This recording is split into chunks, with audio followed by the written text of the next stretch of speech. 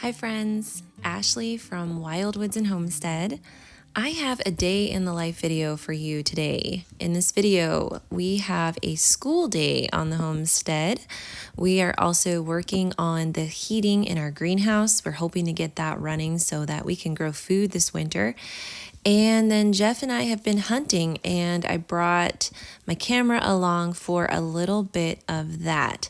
So this is a school day for us, and we do our normal core chores, I call them, on our school days. But typically on school days, there is not much room for the heavier chores, such as if we have any harvesting left over to do, or firewood, or greenhouse work, or shop work. Because we have so much to fit in each week right now, we are focusing on 3 main school days that we do together. I call this our group school days because it's our heavier subjects that I do with the kids. Whereas on the rest of the days, my kids all have independent work that they have to do on their own, and they bring to me in the afternoon to check when I'm nursing the baby.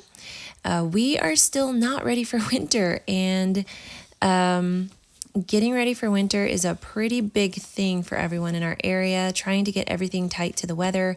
We also depend on hunting meat to stock our freezers and firewood harvest. That is a huge one for us because we rely on that firewood to run our outdoor wood boiler, and that heats our house, it heats our water, it also heats our shop, and Geoff is setting it up to then also heat our greenhouse. And we have saved so much money by heating with wood. So that is super necessary to get that done. However, it is also very time consuming and not something I typically do on a school day. So if you're interested, I hope you'll stick around and join us for this school day on the homestead. In my younger years of motherhood, I always made it a point to get up before my family. That was my time to get my coffee, read my Bible. When we had goats and cows, I would get up at 5 a.m. to go out and get everyone milked, bring the morning milk in, and then get breakfast on the table. Currently, we don't have any milk animals, and this time with the new baby, I am actually sleeping in and just getting up with my kids every morning. I sort of fought this at first, and I thought that I needed to work to get up earlier. The problem with that is I would get up and try to be getting work done, and then my baby would wake up and want to nurse the whole time, and then she would end up waking up the house anyways. So because I'm not getting very much sleep at night, I am sleeping in a little bit in the mornings, and then we are all getting up together, and I'm not getting that morning time to myself, but that's okay because I really am viewing this just as a season, and I know that it goes by so quickly, this being my 8th baby. So I'm really trying to just enjoy that slower paced morning and the fact that I'm not going to get all of the things done that I normally could. I'm also enjoying the fact that currently we don't have any milk animals, although I would like to get back to owning a milk cow at some point. We still have land to clear for that and proper fencing to put up, and those things are very time consuming and expensive, which is why we currently don't have a milk animal right now. We had tried milk animals with sort of a fast setup that was really cheap, and I do not recommend that. If you are interested in getting a milk cow or milk goats, I would definitely wait until you can afford to do the proper fencing and to have the proper amount of land cleared for that. We were taking our animals, and I was moving them around the acreage on tethers every day, and that was really time consuming. And something that I'm finding as a homesteading mom is that all of those little things that I thought I could do before actually homesteading, they take up a lot of time, and I'm finding that finding more efficient ways to run things makes it so we can actually get stuff done and we are not overwhelmed by getting so much done every day. So this is something that Geoff is working on. This is the heating system for the shop and the greenhouse. And I did ask him to explain it to me, and I won't really go into it in a too detailed fashion because I admit I don't fully understand it. I just know that the lines that he was putting in, those are going to be carrying glycol and water. They go through a plate heat exchange that's against the wall next to the wood burner. Those come through those lines and they heat the radiators that he built to the sides of the wall in the shop and on the baseboards. And then they come into the greenhouse and the heat from that is blown down into this area. I have no idea what kind of temperature I'm going to be able to sustain in here this year. This year, it's definitely an experimental year for me to see what I can grow. So I went ahead and planted some cold hardy crops in here, but these are some of my leftover crops from the summer. I've got some peppers and I've got garden huckleberry. I didn't know what to do with this garden huckleberry. We don't really like the flavor of it, but it does have really good vitamins and minerals in it. It's really good for your immune system. So I do think I'm going to do a video on harvesting those huckleberries and making a huckleberry syrup. We like to have kombucha on hand, and I will do a second ferment with that kombucha, and I will use juice. So I was thinking, well, instead of buying juice, why don't I take these huckleberries that we don't particularly like in pies or cobblers or something like that, and I make a syrup with it and can it. So if you're interested in something like that, I am going to be working on a video canning up those huckleberries. But for right now, I am just slowly planting the greenhouse with beans, potatoes, chard, carrots, and cabbage, as well as beets. And we will see how that goes if I can sustain a proper temperature in this space. As I was walking out of the greenhouse to head back inside to get to school, I thought I would just show a little bit of this. Geoff is coming through that wall that I had just shown there, and he is trying to line up his cut with a pipe that he has on the other side of the wall. So he had this laser on and he was turning the lights off, and the kids thought that that was a lot of fun to be out there while he was doing that, like a laser party or something. And that's a part of school too. I love that my kids are witnessing all of these complex things that Geoff is building, and my kids are learning how to build as well. And it's not just how to build a house, but they're learning how to do this heating system, how to use that heating system. They're learning how to structure their day, because I can't always be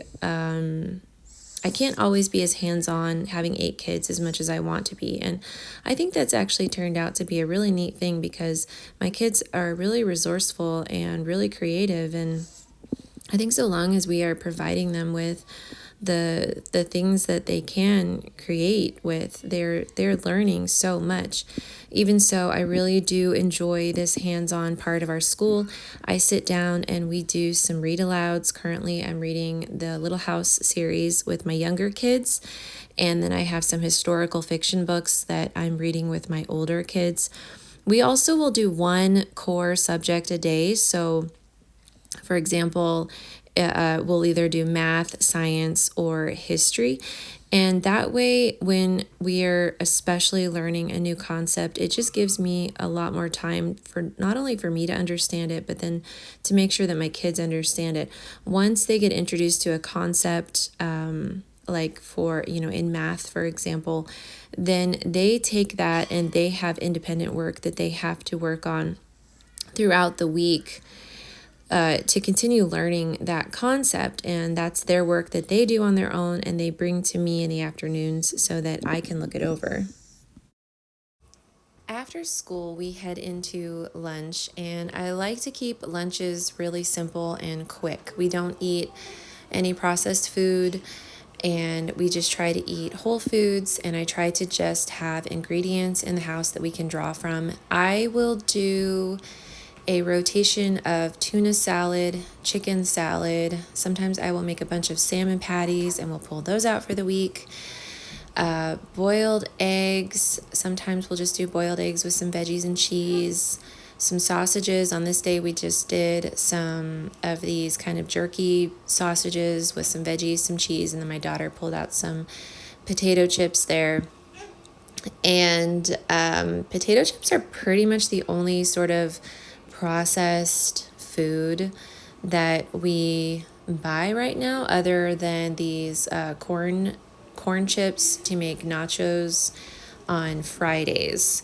I will also sometimes just make more of a supper with the intention of reheating part of that supper as leftovers for the following day. This is also the time where I will start some of my supper prep for that night, and I decided to go ahead and pull down one of our squashes. I have not yet cooked the squash from our garden yet.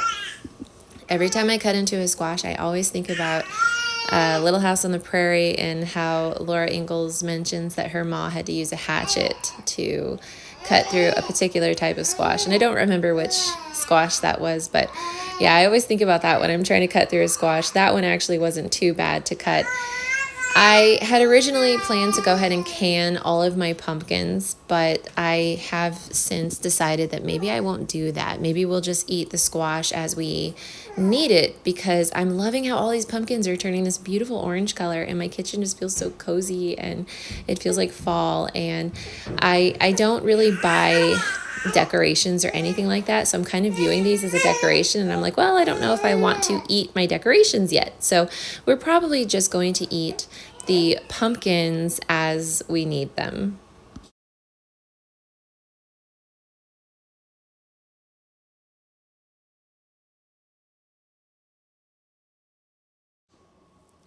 My schedule as a mom has not varied too much over the years. I've always had kids that need to have naps. And so I have sort of settled for several years in this 1 o'clock nap time. And I try to get my kids that I do have napping, I try to get them to nap between 1 and 3. This gives me a little bit of time to check over school with my kids, possibly lay down with my baby who is nursing. Some days it seems like she's nursing all day, so this is kind of a little bit of a rest for me after lunch, getting the little kids down. And then my older kids, they just kind of go and do their own thing. If they've finished all of their independent school, they're free to go and play, build forts. My kids are super creative. They usually always have some sort of, personal creative project they have going on. Sometimes I do let my kids play video games. So that afternoon is just their time to go and do the things that they have been wanting to do throughout the week on their own. Back to that squash that I had put in the oven around our lunch hour. I had planned to just bake this squash and serve it as a side dish with our supper, just with some butter and salt and pepper. But then I was feeling like pumpkin pie sounded really good, and we have been trying to do gluten-free, if not most days grain-free.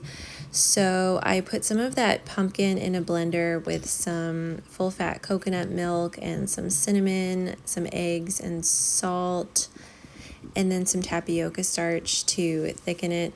And then I just put that into a 350-degree oven, and that was a complete experiment. And then this next meal, this is a meal that I will do when I need to put something in the oven, and maybe we're going somewhere, or I'm harvesting, or I need to be working outside.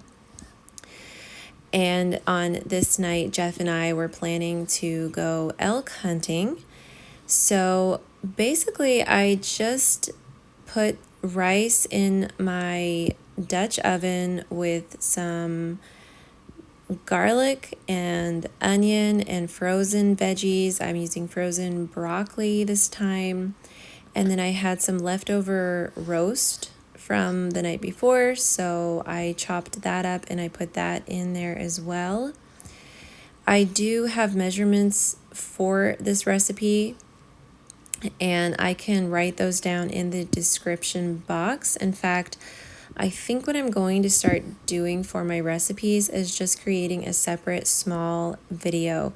That way, if you're interested in my meal ideas and my recipes, you can go straight to those little videos and you don't have to try to dig through a day in the life video.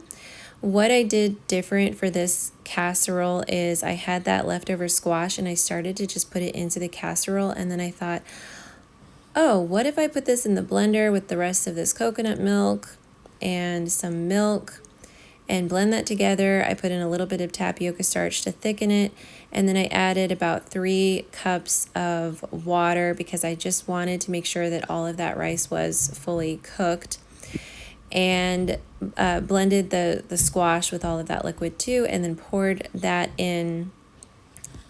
And normally I will do shredded cheese, but I didn't feel like shredding any cheese, and I wanted to try the Gouda anyway on top of it.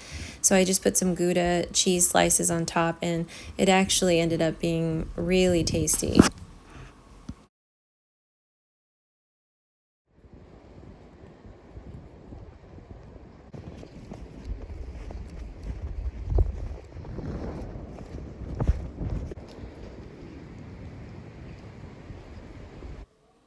This was such a beautiful evening, and despite it being so windy, I was just in awe of the colors. The mountains in the distance there are the Rocky Mountains, and they were purple. The sky was full of purples and oranges and pinks. I loved the contrast of the golden fall leaves against the snow, and it was just this wild and raw beauty that I admit I am still very afraid of. Especially on a night like this, my imagination goes wild when it's that windy. I am constantly looking around expecting to see a cougar. I don't know why I have it in my mind thinking that cougars would definitely be on the hunt on a windy day. But it does make me a little bit nervous still to be out in this beautiful wilderness that we have out here. But all the same, I still enjoyed being out there with Geoff, and I really enjoyed harvesting rosehips. I love doing that each fall. And I will get back to that rosehip harvest because I make some tea, some rosehip tea with that on this evening. But I thought I would just share the rest of that supper, that lovely casserole that we came home to. And I was so hungry because we had walked quite a ways in the snow and fighting against the wind. That just took a lot of energy. So coming home to this casserole was really delicious.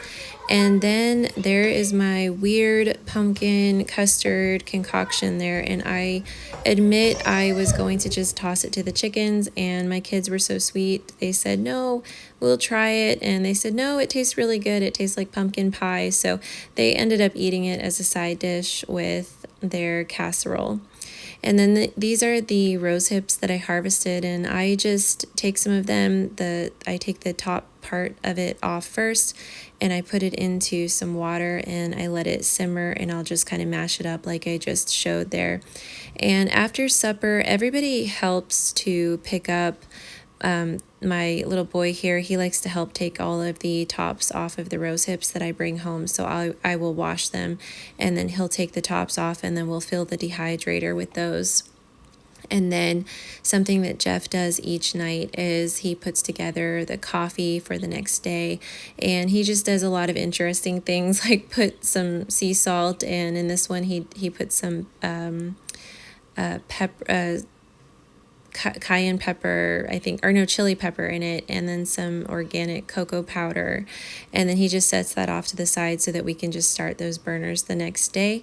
And then here is my rose hip tea, and it's just full of vitamin C. It's so delicious. It's my favorite thing to do in the fall.